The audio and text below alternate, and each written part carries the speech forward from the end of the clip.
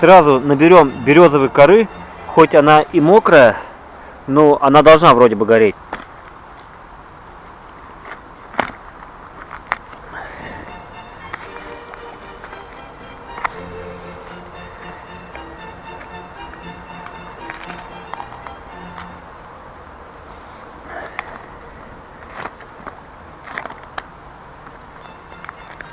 Когда есть возможность использовать поваленную березку, лучше использовать, конечно, поваленную березку, чем срезать кору с живого дерева.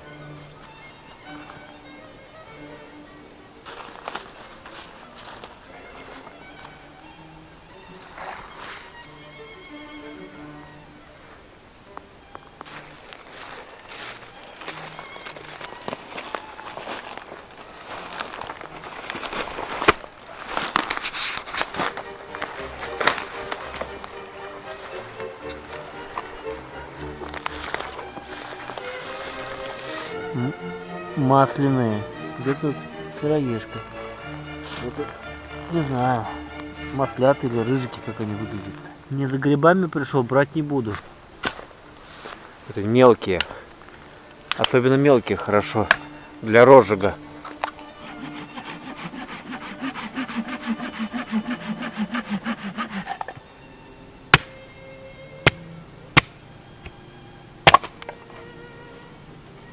Вот так вот деревяшки, чтобы не на мокрой земле. Береста от елок, травишки немножко подзаготовил.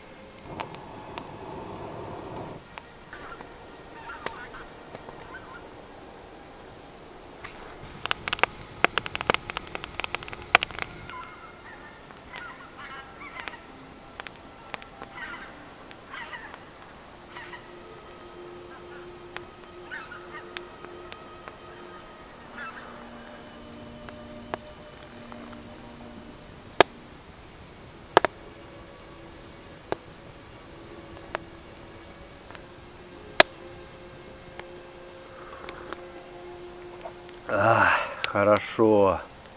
Чаек сладенький, прям в удовольствие.